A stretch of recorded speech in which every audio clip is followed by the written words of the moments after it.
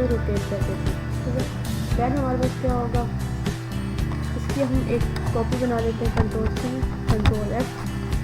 ठीक है,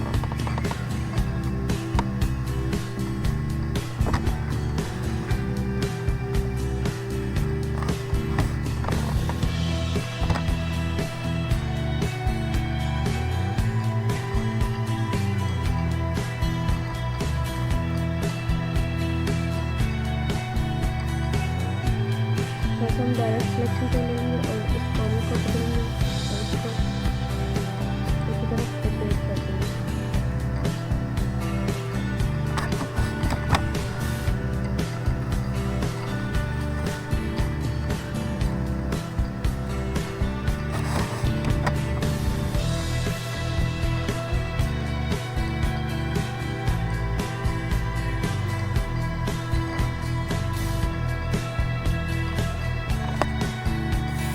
तो हम इसमें थोड़ा सा रख लेते हैं। ठीक है, देन साइज को इंक्रीज करेंगे, साइज इंक्रीज हो चुका है मेरे पास। देन तो अब हमें एक रेक्टेंगल चाहिए, रेक्टेंगल तो हम यहाँ पर ड्रॉ कर लेते हैं। ठीक है, एक रेक्टेंगल चाहिए, उसको पॉइंट के मुताबिक चाहिए हमें। तो यहाँ से थोड़ा साइज इसका बढ़ा लेते हैं एंड देन यहाँ से इसके एडजस्ट के साइड जाके मिले तो हमारे पास बन गया। ठीक है, देन एक और हम इसी तरह रेक्टेंगल ड्रॉ कर लेते हैं यहाँ पे।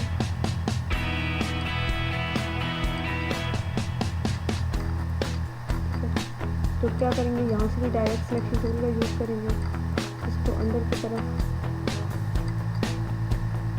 बढ़ा लेंगे और इस पॉइंट को सिलेक्ट करेंगे, इसको भी थोड़ा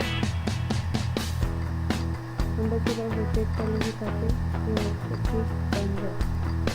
तो थोड़ा साइज इंक्रीज करके